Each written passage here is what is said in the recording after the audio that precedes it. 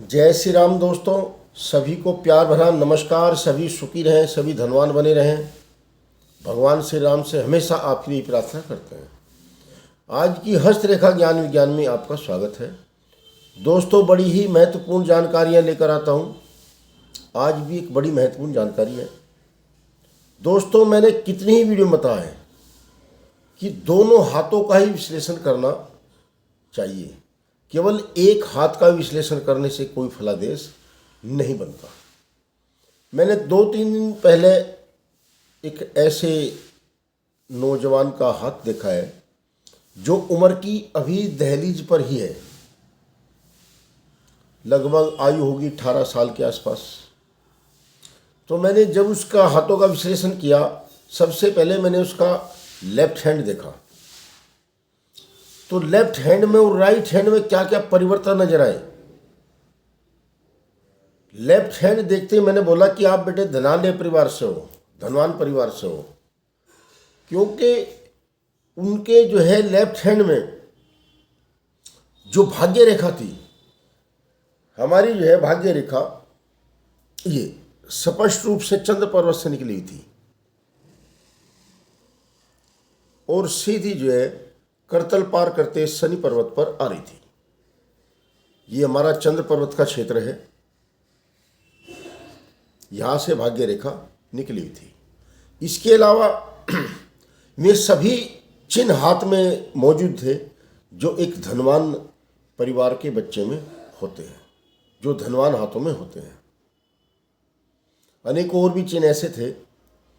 इसके अलावा जैसे मैंने उसका राइट हैंड देखा, कर पृष्ठ भी देखा, करतल भी देखा, हाथ की रचना भी देखी, तो में सब परिवर्तन आ चुके थे जो गलत रास्तों के होते हैं और उन पर चलकर परिवार का मान सम्मान तक भी खराब हो जाता है। यहां तक कि जो धन अर्जित किया हुआ है वो भी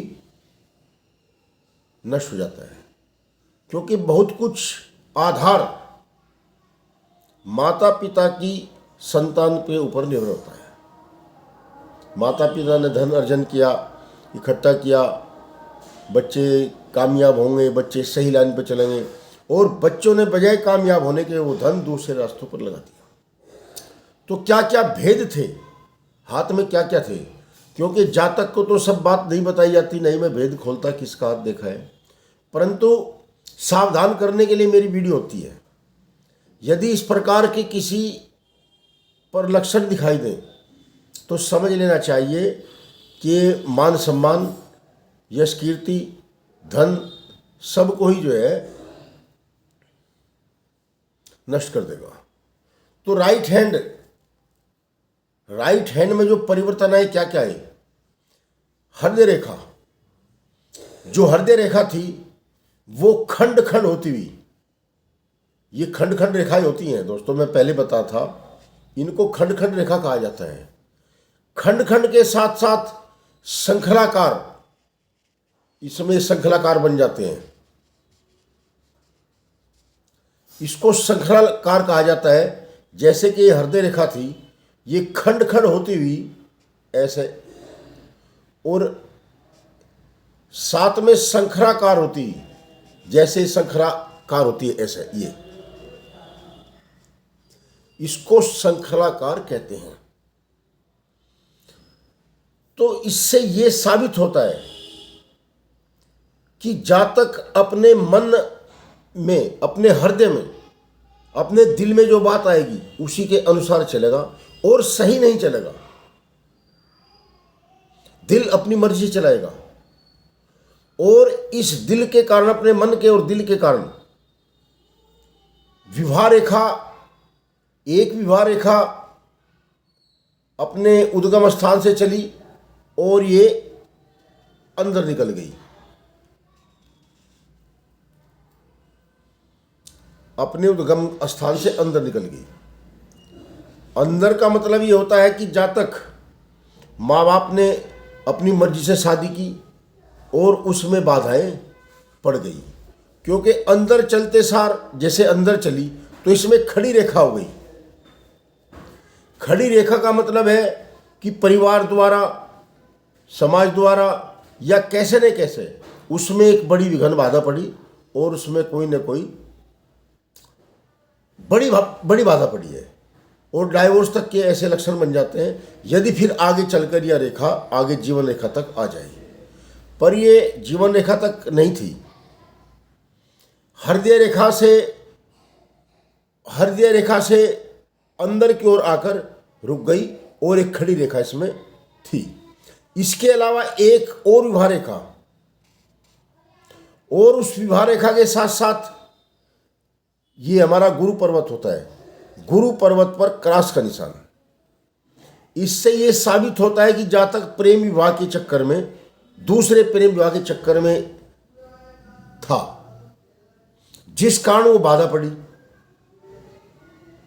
और भाग्य रेखा इस हाथ में चंद्र पर्वत से चली, दाएं हाथ में चंद्र पर्वत से चली, ये चंद्र पर्वत है, परंतु वो आकर जो है मस्तिष्क रेखा से पहले ही रुक गई और एक भाग्य रेखा दूसरी दिखाई दी, वो भी स्पष्ट रूप से नहीं, थोड़ा सा आगे चली और वही मस्तिष्क रेखा पर रुक गई।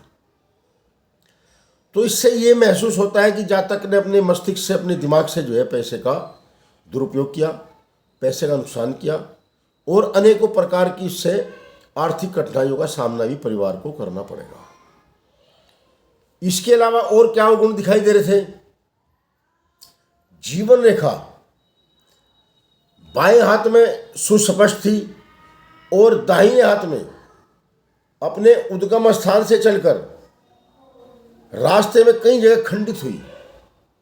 कई जगह खंडित का मतलब है कि व्याधियां आएंगी, परेशानियां आएंगी। दाएं हाथ में सूर्य रेखा थी, बाएं हाथ में सूर्य रेखा ऐसे ये जाल आकृति में बन गई। इसका मतलब ये हुआ कि जातक कभी मान सम्मान की परवाह नहीं करेगा, मनमानी करेगा, जिससे कि पूरे परिवार का भी मान सम्मान में अनादर होगा। ऐसा रेखाओं का योग बन जाता है। रेखाएं तो बहुत देखी गई हैं, बात बहुत देखी गई है, परंतु सब प्रेजेंट हो तो सब याद रहती है।